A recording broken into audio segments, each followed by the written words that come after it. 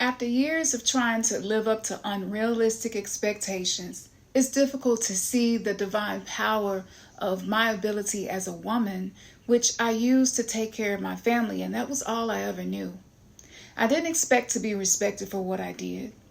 I definitely did not feel like I deserved some form of reciprocation for what I did, and oftentimes I felt underappreciated.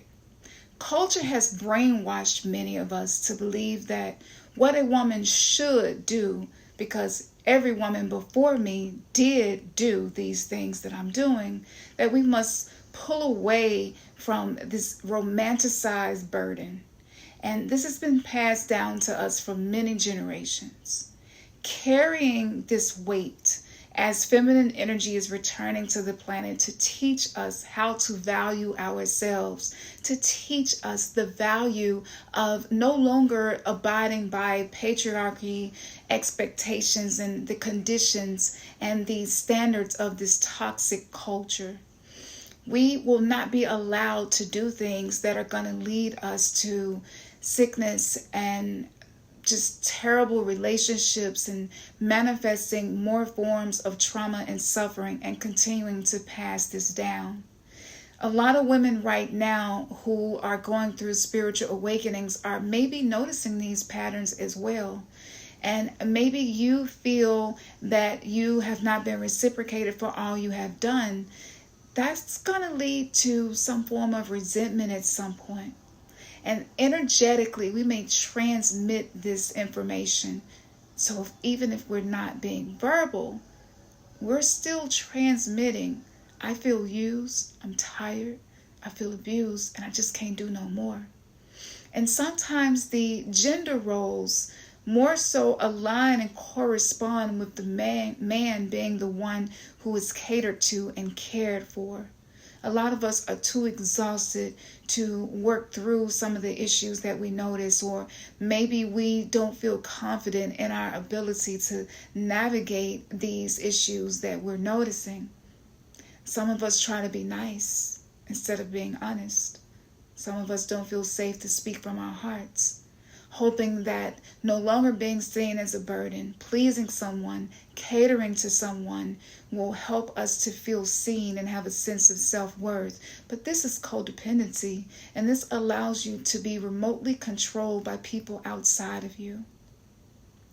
Even if their intentions aren't necessarily to use you for anything, the energy of the world, society, and the way the patriarchy has been set up uses women as a battery to power these systems.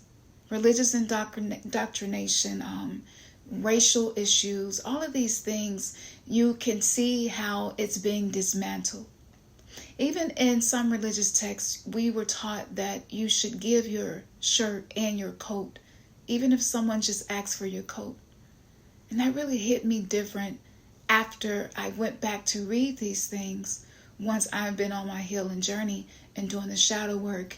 And in hindsight, I see why I was not allowed to continue that way.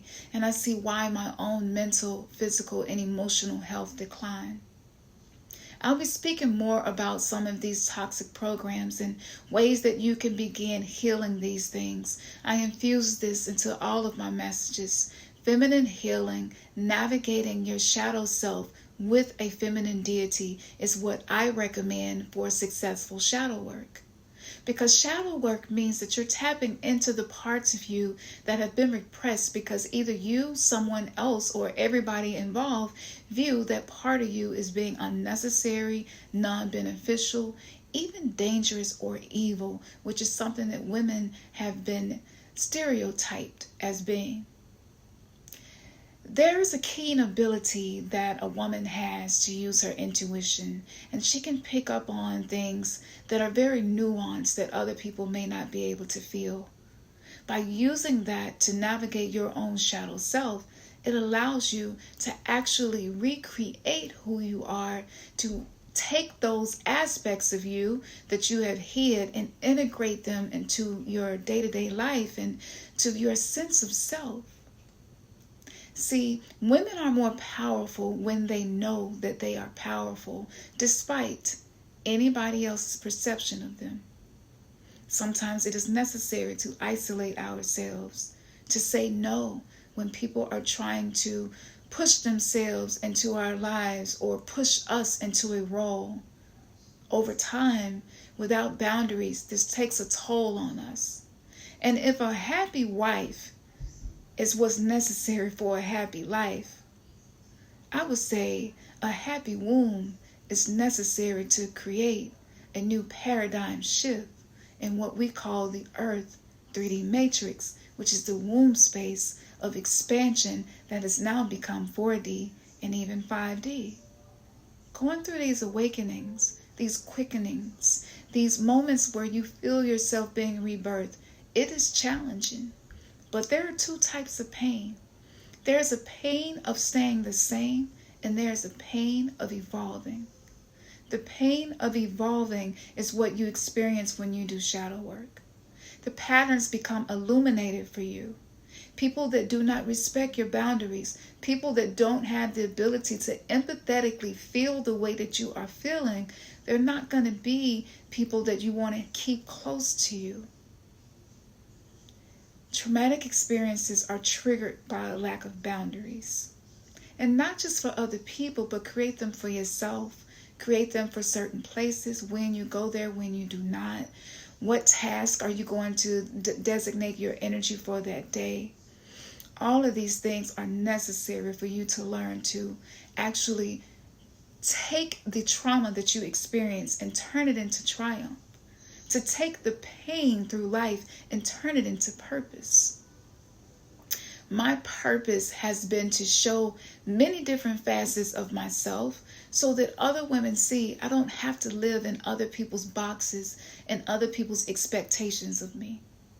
And as someone who grew up being the person who vacillated between the golden child and the scapegoat, who was highly empathic, very sensitive to energy, could pick up on people's subconscious, unconscious motives and intentions.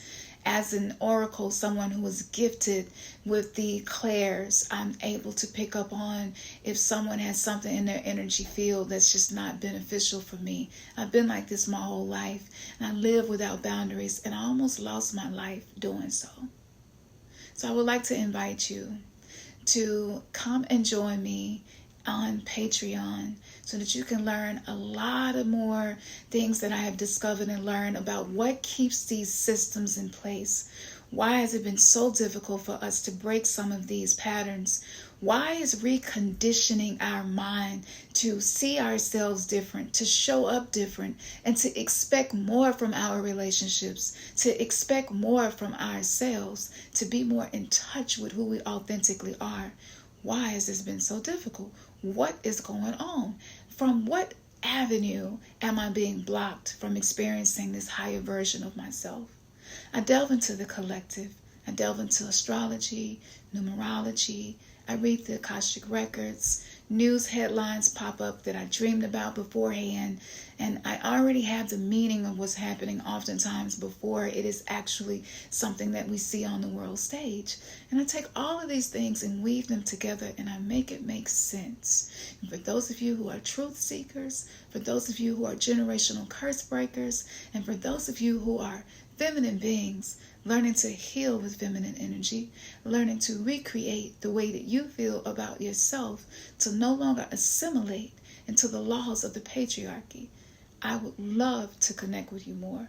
I offered to open the Sacred Sister Circle for a few more people. If you're interested in that, then send me a message on newverselive.com and let me know. If you're already on Patreon and you're part of the VIP of the New Earth Tribe, send me a message there and let me know. We also have chat capabilities there, and I'm going to respond to you as soon as I can. But I want to thank you for kind of listening to my rant. I may have went all over the place, and it may have seemed like a lot of information at one time. And it's only because time is speeding up, and dragging our feet is just not going to benefit us. Knowing how to be intentional, how to be a deliberate creator, what we want and what we do not want, and being able to isolate the things that are keeping us stuck is imperative. So it is my passion that you hear, the reason that I have crammed so many things in this short video.